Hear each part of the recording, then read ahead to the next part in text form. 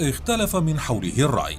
البعض وصفه بقائد نهضة مصر الحديثة وباني رفعتها وعزتها، والبعض وصفه بالدكتاتور الحاكم الواحد المسيطر على الجميع، كان يخشاه الكل من الشرق الأوسط والوطن العربي الكبير حتى أوروبا أيضا، فذاع صيته في القارة العجوز بقوة، وكاد أن يتشكل على يديه مستقبل مغاير لما به وطننا العربي الآن، وفقا لمؤرخين ومحللين سياسيين عرب وعجم. كان أشبه بالثعلب، مخادع وماكر كما يقال، وقمة في الذكاء والمكر السياسي. والسياسة فن الممكن والتفاوض، فكان هو أحد أكبر من طبق تلك الجملة بامتياز. وفي وصوله لحكم المحروسة لنا آية وعبرة كبيرة، بل وحتى بعد وصوله لحكم مصر، ولنا دليل في مفاوضاته مع أوروبا، حيث كان ناجحا بشكل بارع في لعبة الشطرنج السياسية معهم، فتارة يحابي السلطنة العثمانية وتارة أخرى يعاديها، تارة يهادن الدول الأوروبية وتارة يعاديها، فنجح في بناء دولة حديثة من الطراز الرفيع، بل وامتد إلى أبعد من ذلك، حيث قام ببناء إمبراطورية كبرى، وكان الحاكم الرئيسي لوطننا العربي في تلك الفترة، فلم يكن للسلطنة العثمانية أي ثقل عسكري أو سياسي كبير حينها، فكان هو الحاكم الفعلي لدولة تمتد من مصر إلى السودان جنوبا، ومن الحجاز إلى قونيا وكريت شمالا. محمد علي باشا الكبير العزيز أو عزيز مصر، مؤسس الأسرة العلوية والدولة المصرية الحديثة وفقا لكثير من المؤرخين. سنحكي لكم في السطور التالية قصة محمد علي باشا كاملة، الأعجمي الذي لم يكن يفقه حرفا بالعربية، والذي حكم إحدى أكبر الدول العربية. ولكن قبل الدخول في تفاصيل حكمه لأم الدنيا، سنحكي لكم كيف نشأ هذا الألباني ووضع مصر قبل قدومه.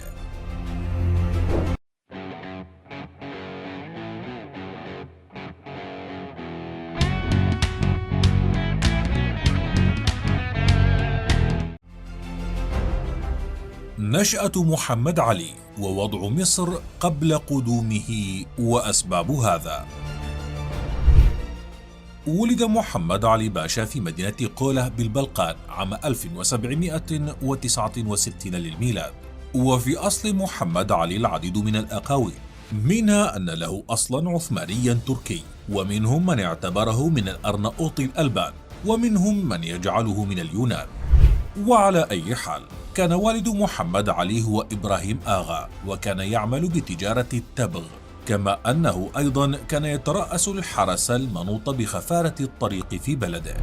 مات الأب والأم وال26 أخا، وبقي محمد علي وحيدا، حيث رعاه عمه الذي التحق بأبيه فيما بعد. فتولى الشوربجي إسماعيل صديق والده وحاكم مدينة قولة تربية محمد علي. في سن 14 أدخل محمد علي باشا إلى الجندية والجيش، كما أنه تزوج من أمينة هانم وخلف منها 3 من الذكور، ومن الإناث أنجبت له ابنتين. عمل محمد علي بجانب وجوده في الجيش في تجارة الدخان والتبغ، فقد كانت الأراضي من حول قولة تزرع بالتبغ التركي. وظل محمد علي بين تجارة الدخان والوجود في الجيش العثماني، إلى أن قررت الدولة العثمانية إرسال محمد علي على رأس الفرقة الألبانية مع ابن حاكم قولة إلى مصر، وذلك لمواجهة الحملة الفرنسية التي فتكت بمصر. وكان وضع مصر حينها مقسما ومشتتا بين الفرنسيين والمماليك والأتراك العثمانيين والإنجليز، فقد وقعت مصر تحت الاحتلال الفرنسي لمدة 3 سنوات ونصف، بين العام 1798 إلى 1801 للميلاد. وواجه الشعب المصري الفرنسيين بثورات كبيرة وعارمة، حتى أخرج آخر جندي فرنسي من البلاد في سبتمبر عام 1801 للميلاد. وعقب خروج الفرنسيين من البلاد، بدأ محمد علي في لعبة الشطرنج، حيث لعب وتلاعب بالجميع. ولكي تتضح لكم الصورة أكثر، سنشرح لكم خارطة الصراع بين القوى المتناحرة للسيطرة على مصر في حينها. فكانت هنا 3 قوى رئيسية: المماليك والعثمانيون والزعامة الشعبية والأشراف. انقسم المماليك إلى قوتين، إحداها إلى جانب القوات العثمانية العائدة لمصر بقيادة إبراهيم بيك الكبير، والأخرى إلى جانب الإنجليز بقيادة محمد بيك الألفي. وعقب خروج الحملة الفرنسية تعاقب على حكم مصر عدة ولاة من السلطنة العثمانية، البعض منهم قتل والبعض الآخر عزل. وشهدت تلك الفترة العديد من المؤامرات السياسية والاختلافات بين القوى المتناحرة على حكم مصر، فطمع العثمانيون لعودة الحكم الفعلي لهم على بر مصر، فيما رأى المماليك أن وجودهم في السلطة حق طبيعي، وذلك أنهم كانوا على رأس الأمر قبيل مجيء الفرنساوية. ولعب محمد علي بهم جميعا، فتارة تجده مع هذا الطرف وتارة تجده يدعم ذاك، وظلت الأمور في صراع كبير حتى جاءت لحظة الانقضاض على السلطة. ففي مارس 1804 تم تعيين وال عثماني جديد يدعى أحمد خورشيد باشا، واستشعر خورشيد باشا خطورة محمد علي وفرقته الألبانية، وطرد خورشيد باشا المماليك إلى خارج القاهرة، وطلب من محمد علي التوجه إلى الصعيد لقتال المماليك، وأرسل إلى الأستانة حيث الخلافة العثمانية، وطلب منهم بأن تمده السلطة بجيش من الدلاء. فكان هذا الجيش وبالا على خورشيد باشا نفسه، وذلك بسبب فساد ذلك الجيش واستيلائه على البيوت وأموال الناس. ليست البيوت والأموال فقط، بل والأعراض، كما فرض خورشيد الضرائب على الناس، وذلك مما أثار غضب الشعب. ثورة المصريين ودعمهم لمحمد علي وصعوده للحكم. نتيجة لعدم استجابة الوالي لمطالب زعماء الشعب بمواجهة فرق الدلاء، اشتعلت ثورة الشعب المصري التي أدت في النهاية إلى عزل الوالي العثماني. ولم يواجه محمد علي باشا وجيشه ثورة الشعب، بل وقفوا بجانب الثورة، واختار الزعماء بقيادة عمر مكرم محمد علي ليحكم البلاد.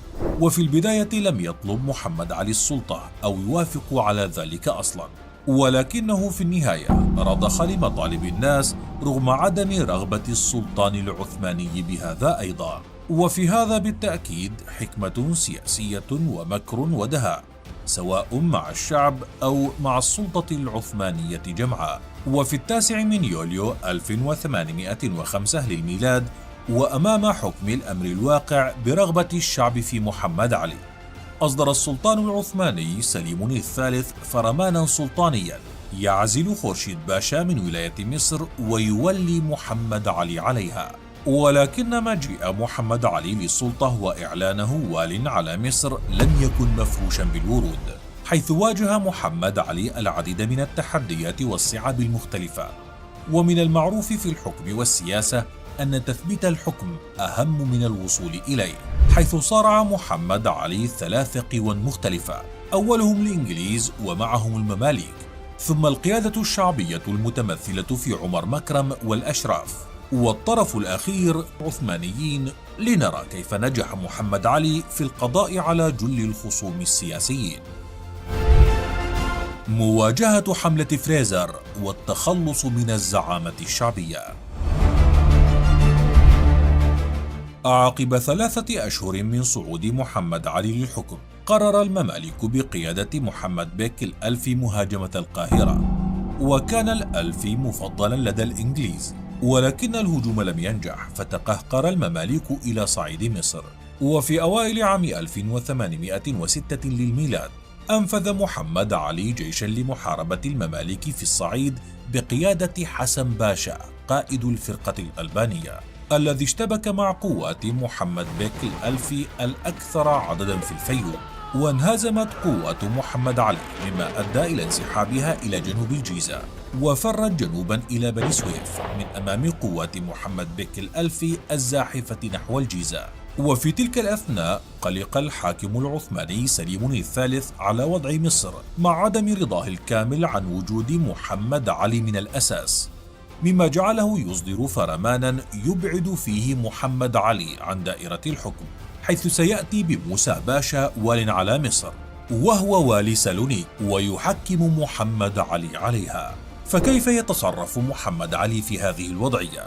الدهاء والمكر أمران يجريان في دماء هذا الرجل، حيث امتثل محمد علي لأمر السلطان العثماني في البداية، ولكن تحجج بأن الجند يرفضون رحيله قبل سداد الرواتب المتأخرة، واستمال محمد علي ناحية عمر مكرم والقوى الشعبية ليلعبوا دور الوسطاء له عند السلطان العثماني. فأرسل علماء مصر وأشرافها رسالة للسلطان يذكرون فيها محاسن محمد علي وما كان له من يد في دحر المماليك، والتمسوا من السلطان العثماني بقاء محمد علي واليا عليهم. فقرر السلطان بقاء محمد علي في السلطة مقابل دفع مبلغ مالي كبير. وعقب تلك الأحداث بسنة، أي سنة 1807 للميلاد، وضمن الحرب العثمانية الإنجليزية، قررت إنجلترا غزو مصر، وجاءت القوات البريطانية إلى شواطئ المحروسة في 18 من مارس سنة 1807 للميلاد. وكان محمد علي حينها يواجه بقايا المماليك في الصعيد. جمعت بريطانيا 5000 جندي بقيادة الفريق أول فريزر، ونزلت الحملة بشاطئ العجم واستولت على الإسكندرية بسهولة، وزحفوا نحو رشيد، حيث تم استدراجهم داخل المدينة بقيادة حاميتها وقائدها علي بك السلانكلي ومعه الأهالي، حتى دخل الإنجليز شوارع المدينة الضيقة، فهجم عليهم الأهالي بالنيران من الشبابيك وأسقف المنازل. قرر الإنجليز العودة مرة أخرى للمدينة وحصارها، وفي تلك الأثناء عاد محمد علي من الصعيد، فقرر إرسال جيش من 4000 من المشاة و1500 من الفرسان بقيادة نائبه طبوز أغلي لقتال الإنجليز. وبعد نجاح المصريين في المقاومة، أرسل محمد علي الجيش المصري بقوات أكثر، فعاد الإنجليز أدراجهم نحو الإسكندرية، بل وتمت محاصرة المدينة إلى أن استسلم الإنجليز، وعقد صلح بعد مفاوضات بين الطرفين يقضي بجلاء الإنجليز وأخذ أسراهم. وبهذه الطريقة تخلص محمد علي من إحدى أكثر المخاطر التي تواجه حكمه، وتفرغ للقيادة الشعبية التي كانت تؤرقه. وعلى الرغم من دعم القيادة الشعبية له، إلا أنه لم ينس موقف عمر مكرم معه، حيث طلب عمر من محمد علي في إحدى المرات أن ينزل من قصره ليناقش مكرم في أمر ما، وذلك وفقا للمؤرخين، كما أن وجود قيادة شعبية تواجه السلطة في ذلك الوقت واستمرارها كان سيؤرق نوم محمد علي بالتأكيد، الأمر الذي دعا إلى التخلص منها ليتفرغ لبناء الدولة وتحقيق أحلامه التوسعية خارج البلاد. أيضا كان الأشراف أيضا منقسمين، حيث انقسموا حول من يتولى زعامة الأزهر بين الشيخ عبد الله الشرقاوي ومؤيدي الشيخ محمد الأمير. وفي يونيو من عام 1809 للميلاد، فرض محمد علي الضرائب على الفلاحين وأضاف معهم الملتزمون أيضا. ووفقا لبعض المؤرخين والمحللين السياسيين، الملتزمون هم طبقة من الرجال الأثرياء الذين يأخذون نسبة 5% من ربح الأرض التي يزرعها أو يمتلكها الفلاحون، ويدفع الملتزم للسلطة العثمانية قبيل بداية موسم الزراعة مبلغا ماليا ما، وفي مقابله يأخذ من الفلاح بالقوة هذا الرقم أو ضعفه. وأشار بعض المؤرخين إلى تهديد عمر مكرم بدعوة الناس للثورة، على الرغم من رفضه فرض الضرائب على الملتزمين بالأساس، مما أثار عند العامة وعند زملائه في القيادة الشعبية الاستغراب من موقفه تجاه الملتزمين. وعقب تلك التهديدات بفترة، عزله محمد علي من نقابة الأشراف، والسبب كان موجودا، فقد ادعى محمد علي أن عمر مكرم أدخل في دفتر الأشراف بعض الأقباط واليهود مقابل المال، واتهمه بالتواطؤ مع المماليك حين هاجموا القاهرة يوم وفاء النيل عام 1805 للميلاد، وأمر بنفيه من القاهرة إلى دمياط. وعقب نفي الأخير ارتاح محمد علي من خطر الزعامة الشعبية عليه، وصوب أنظاره نحو آخر فلول المماليك في البلاد، حيث دبر لهم المذبحة الشهيرة. مذبحة القلعة. لم يستقر المماليك في صعيد مصر كثيرا، فنجح محمد علي في استمالتهم للقاهرة والعيش في حياة من الرغد، وبقي منهم القليل هناك. على الجانب الآخر في عام 1807 تلقى محمد علي أمرا من السلطان بالذهاب لبلاد الحجاز لمحاربة الوهابيين، وظل يتحجج بعدم استقرار الأوضاع إلى أن استمالت له البلاد كافة، ولم يجد من الحجج ما يرسله للأستانة، فقرر إرسال الجيش إلى الحجاز لمحاربة الوهابيين، وعلى رأسه ابنه طوسون. ولكن محمد علي ظل متوجسا من عدم وجود جيش في القاهرة ووجود المماليك فيها، فقرر القيام بحيلة وخدعة ستسجل في التاريخ، حيث سيقوم بعمل حفلة في القلعة على شرف خروج الحملة ودعوة الأمراء المماليك في القاهرة والصعيد وأعيان وصفوة المجتمع لهذا الحفل. وكان تاريخ هذا الحفل هو الأول من مارس عام 1811 للميلاد.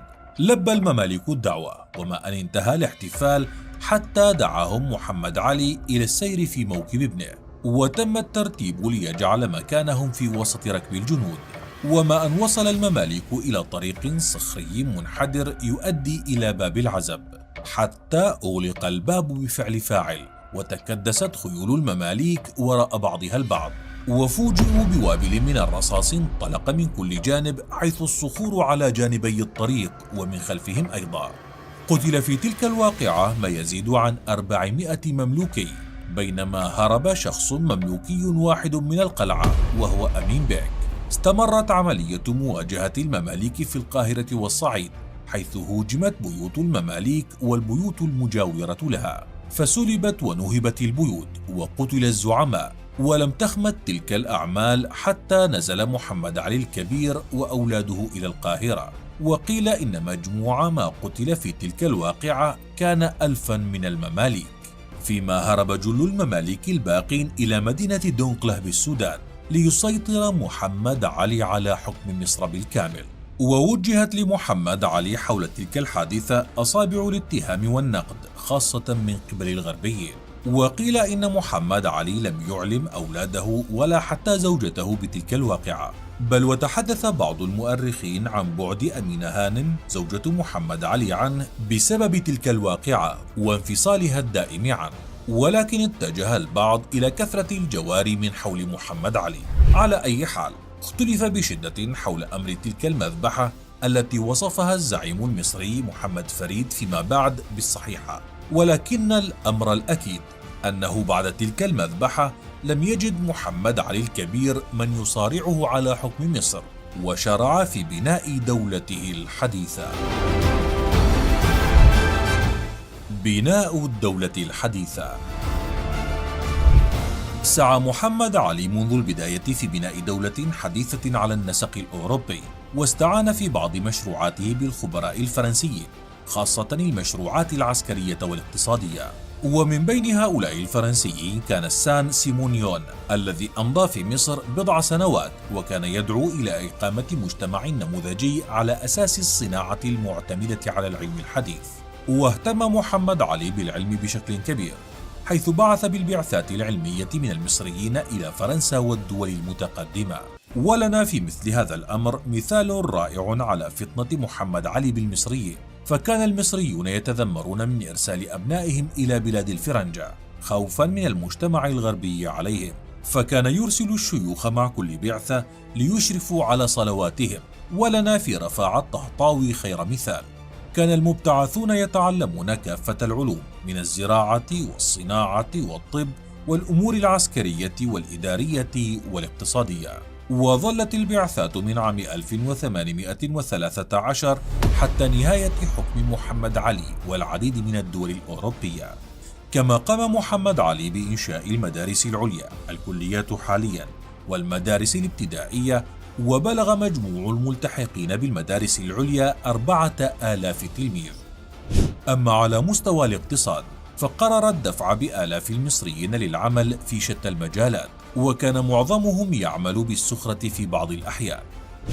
وعلى مستوى الزراعة التي كانت تشكل دخلا كبيرا لمصر، توسع في زراعة القمح والقطن وشق العديد من الترع والجسور. أما التجارة، ونتيجة لقوة القطن المصري وتصديره للخارج، فبلغت الصادرات قيمة 2,000,000 جنيه. وعلى مستوى الصناعة، أنشأ محمد علي قاعدة صناعية كبرى بإنشاء مصانع الغزل والنسيج ومصانع النحاس والأقمشة الحريرية والصوف والعديد من الصناعات المختلفة، كما أنه اهتم بالتقسيم الإداري لمصر وبالعمران أيضا، والعديد من الأمور التي لم تسع الأسطر الحديث عنها، كل هذا بالتوازي مع تكوين جيش قوي والتوسع خارجيا. فأحلام محمد علي لم تكن في حكم المحروسة وحدها بالتأكيد. تكوين الجيش وحملات محمد علي العسكرية. لكي يحقق محمد علي أحلامه التوسعية، يجب أن يقوم ببناء جيش قوي وقادر على التصدي لأي تهديد. وكان جيش محمد علي في هذا الوقت عبارة عن مرتزقة من العديد من القوميات مثل الألباني والشراكسة والأكراد. فحاول محمد علي في البداية تكوين الجيش من الألبان، ولكن بسبب طبيعتهم المتمردة تمردوا عليه، فأرسل بهم إلى الثغور، واتجه بعد ذلك إلى السودانيين، لكنهم لم ينجحوا في هذا بسبب عدم تأقلمهم مع الطقس في مصر. فاتجه محمد علي نحو المصريين وأبناء الفلاحين، ولم يرغب المصريون في البداية في ترك أراضيهم والجلباب أو الجلابية ولبس القمصان، ونظر الشعب المصري في البداية إلى الجيش على أنه سخرة، بل وهرع البعض نحو بلاد الشام، حيث هرب أكثر من 6,000 مصري خوفا من التجنيد الإجباري. ولكن مع الوقت أخذ هذا الجيش في التطور حتى وصل عدده إلى نحو 236 ألفا عام 1839 للميلاد. أسس محمد علي ديوان الجهادية لتنظيم أمور الجيش والتسليح والمرتبات وخلافه، كما اهتم أيضا بالتعليم العسكري للجنود. اهتم محمد علي أيضا ببناء الأساطيل الحربية، فأصبح أول من أنشأ أسطولا بحريا قويا لمصر. وعلى الرغم من تدمير هذا الأسطول على أيدي الإنجليز والفرنسيين في معركة نافارين خلال حملة محمد علي على بلاد اليونان بأمر من السلطان العثماني عام 1827 للميلاد، إلا أن محمد علي أعاد بناء السفن الحربية المصرية، ووصل عدد السفن الحربية في نهاية عهد محمد علي باشا إلى نحو 28 سفينة حربية، من بينها 10 سفن كبيرة. وبهكذا طريقة كون الجيش المصري القوي الذي سيشارك في تحقيق أحلام محمد علي التوسعية على الأرض، حيث نجح في القضاء على الوهابيين عام 1816، واستولى على شبه الجزيرة العربية، ووصل لحدود اليمن أيضا. بعد تلك الحملة اتجه جنوبا حيث السودان، ونجح في ضمها إلى مصر في حملة دامت 4 سنوات. لم تهدأ رغبة محمد علي في بناء دولة كبرى، فعينه الآن نحو الشام، والتي طلب كثيرا من السلطان العثماني ضمها إليه، إلا أن الأخير رفض، فأخذ خلافه مع والي عكا عبد الله باشا حجة، فسيطر على عكا ثم دمشق وحمص وحلب، فلم يجد من يقف أمامه، فدخل أراضي الأناضول حتى مدينة قونيا. حينها استشعرت أوروبا الخطر الكبير من طرف محمد علي، وعقدت معاهدة غوتاهيا التي تقضي بأن يتخلى السلطان العثماني لمحمد علي عن سوريا وإقليم أضنا، مع تثبيته على مصر وجزيرة كريت والحجاز. تلك الاتفاقية لم تعجب السلطان العثماني، الذي دعم ثورة الشام على حاكم مصر عام 1839، الأمر الذي أدى إلى اشتعال الحرب بين العثمانيين من طرف ومحمد علي من طرف آخر. ولكن الدولة العثمانية حظيت بدعم أوروبي قوي آنذاك، مما أدى إلى انحسار دولة محمد علي الكبرى واقتصارها على مصر فقط، مع تثبيت عائلته بحكمها وراثيا. فلم تكن الدول الأوروبية لتترك محمد علي القوي بديلا عن الدولة العثمانية الضعيفة آنذاك. واستمر محمد علي في حكم مصر بعد تلك الاتفاقية، ولكنه أصيب بالضعف والوهن في صحته. وفاته وإرثه. مات محمد علي في قصر التين بالإسكندرية عام 1849 للميلاد، وذلك عقب وفاة ابنه إبراهيم بعدة أشهر، تاركا خلفه إرثا كبيرا وآراء مختلفة حول هذا الحاكم الكبير. فالبعض يرى محمد علي هو باني مصر الحديثة، والبعض الآخر يرى محمد علي كأي احتلال أجنبي استغل ثروات مصر ونهبها، ولم يعتمد اللغة العربية كلغة رسمية كمثال. أنت كيف ترى محمد علي باشا وعائلته التي حكمت مصر طيلة 150 عاما؟